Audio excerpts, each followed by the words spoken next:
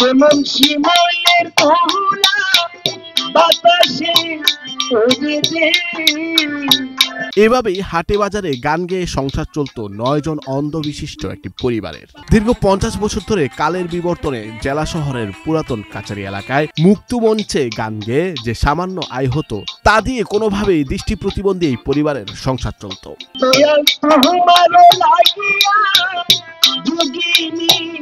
সাজিব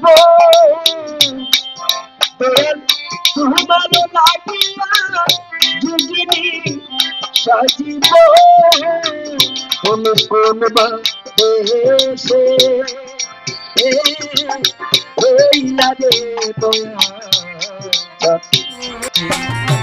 আজ আমার বান্ধব কেউ নাই।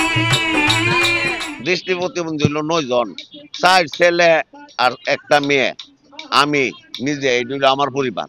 এরপর আবার হেরার করতে কি ছেলের করতে এক ছেলের ঘরের মধ্যে ২ জন অন্ধ, এক মেয়ে এক ছেলে, আরেক ছেলের ঘরে একজন অন্ধ, এ নাতি একটা, এই সর্বমোট মিলে ৯ জন লোক অন্ধ।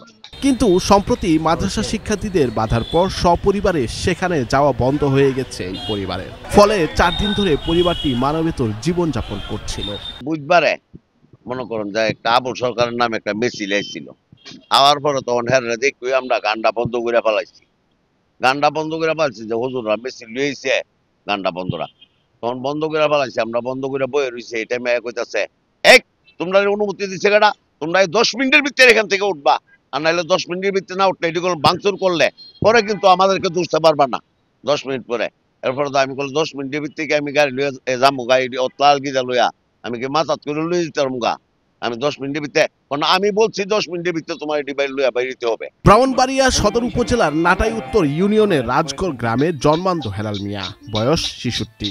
গান গেয়েই ৫০ বছর ধরে পরিবার চালাচ্ছেন। সেই পরিবারে এখন ১৩ সদস্য, যার মাঝে ৯ জনই দৃষ্টি প্রতিবন্ধী। কিন্তু আচমকা বাধায় থমকে যেতে হয় তাদের, বন্ধ হয়ে যায় তাদের জীবিকা। এখন আমার দাবি মনে করেন যে আমরা এখানে যদি আমরা এটা করে চলতারি তো আমরা খুশি, আমরা কারো কাছে হাত পাতন লাগে না। আর বলছে যে তোমরা তো গ্রামে গ্রামে গিয়া হাত পাত লই হই, তোমরা এই গান বাজনা করো করে, গ্রামে গ্রামে গিয়ে ভিক্ষা করতাম বুঝলি। তখন আমি কিছু ভিক্ষা করলে ৯ জনের লোক আরো লাগবো, ৯ জন, ১৮ জনের দরকার আমার। গত ২৬ নভেম্বর বুধবার জেলা শহরে আলোচিত বাউল আবুল সরকারের বিচারের দাবিতে মাদ্রাসা ছাত্রদের এক মিছিল শেষে কিছু শিক্ষার্থী মুক্ত মঞ্চে গান করা অবস্থায় হেলাল মিয়া ও তার পরিবারের সদস্যদের থামিয়ে দেয়। অভিযোগ অনুযায়ী শিক্ষার্থীরা হুমকি দেয় গান চালালে তাদের ব্যবহৃত বাদ্যযন্ত্র ভেঙে ফেলা হবে। আমি এটা যদি চলতে পারি তো আমি খুশি, জনগণের কাছে, জনগণে আমাদের দিকে একটু হেল্প করলে আমরা এই দুই শান্তি, আর কোনো ইয়া নাই। এ নিয়ে চরম মানবিক বিপর্যয়ের মুখে পড়েছিল হেলাল মিয়ার পরিবার।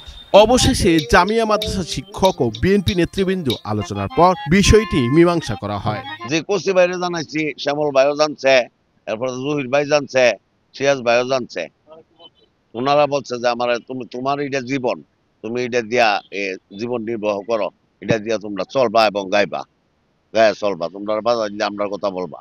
অবশেষে ২ ডিসেম্বর সকালে হেলাল মিয়া সাংবাদিকদের জানান তিনি প্রায় ৫ দিন পর আবারও গানে ফিরেন। তিনি প্রতিদিন সকাল ১০টা থেকে ১টা পর্যন্ত মুক্ত মঞ্চে গান করেন। লোকজন স্বেচ্ছায় যা কিছু সহায়তা করেন তা দিয়ে কোনো মতে চলে তার পরিবার।